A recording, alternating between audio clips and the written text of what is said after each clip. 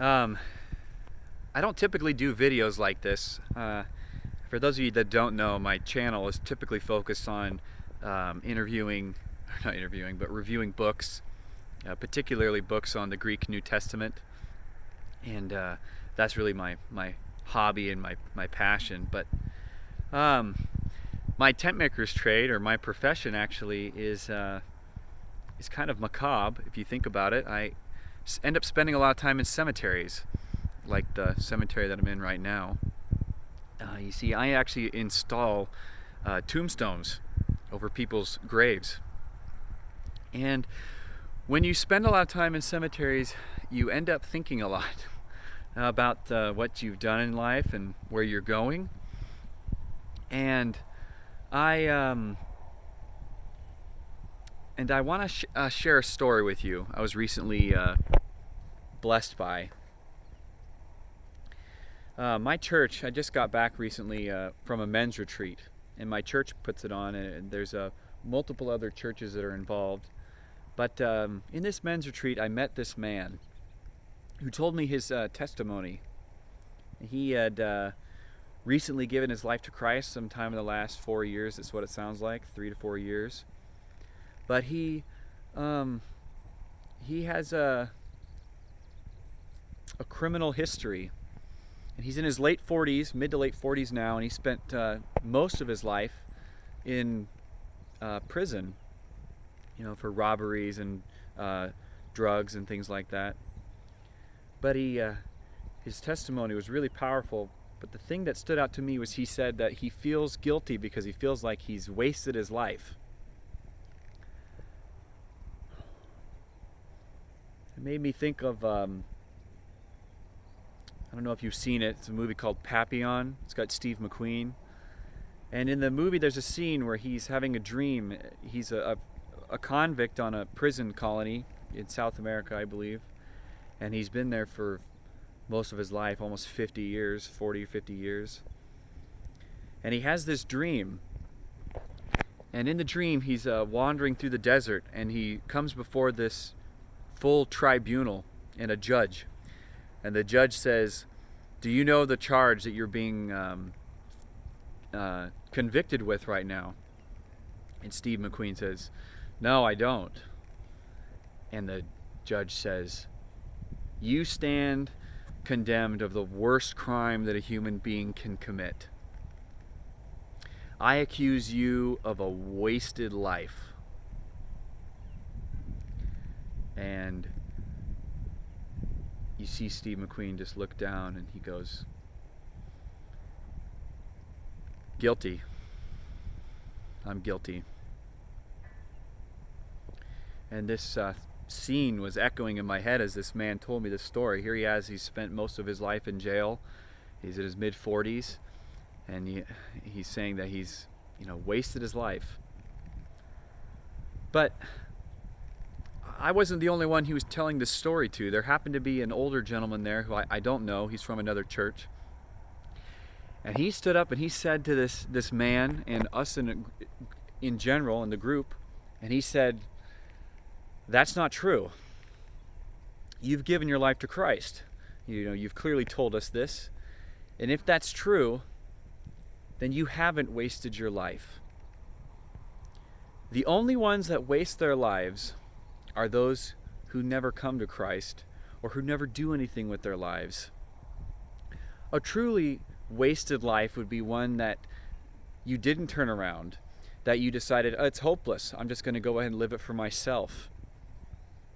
And the older gentleman, he brought up the story of the thief on the cross, which we are so familiar with at this point that it oftentimes goes right over our heads.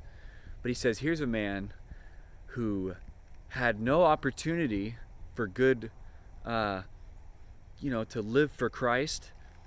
All he had was to offer was belief. And he says, "Remember me in your kingdom." And Jesus says, "Truly today I say with you, you will be with me in paradise." And even before this, that this particular thief happened to be, had been mocking Jesus on the cross. And talk about the 11th hour. But he said to the thief on the cross that his repentance and confession. He goes, "Today you'll be with me in paradise." And how many times has that thief on the cross been used as an example of that Christ can save anybody, that Jesus can save you. It doesn't matter what you've done or what you will do, he can save you.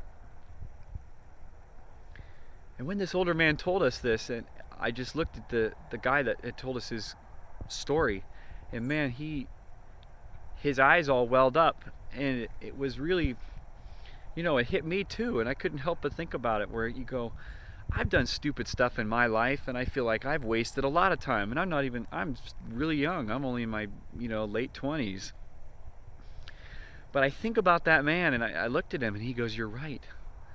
And it made me think about the quote from, Jim Elliot, which is, "He's no fool who gives what he cannot keep to gain what he cannot lose."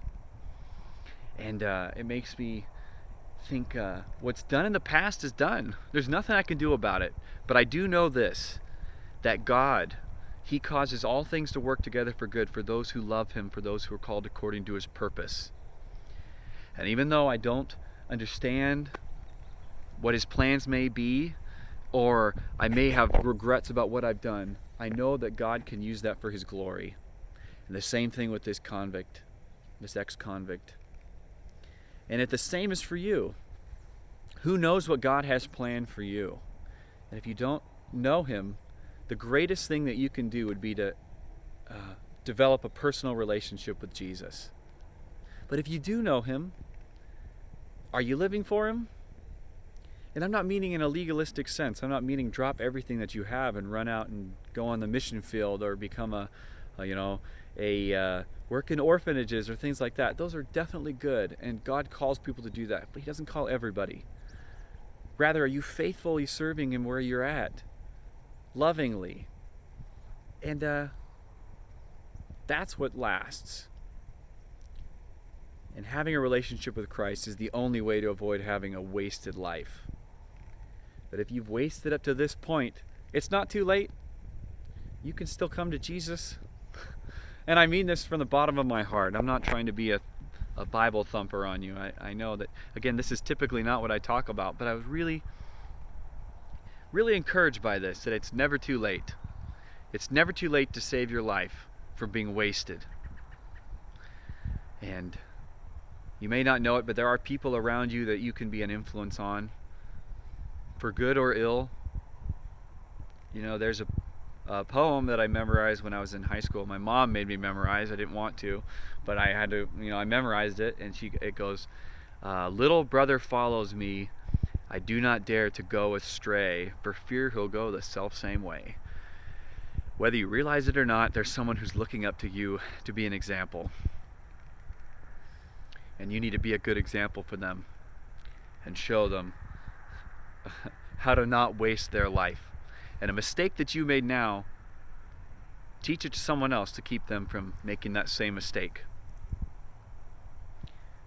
But I just really felt like sharing that. I know that, again, I'm rambling, but it's something that really encouraged me, and I hope it encourages you. So anyway, I hope you have a great day or night in Jesus, and God bless you. I'll talk to you later. Bye.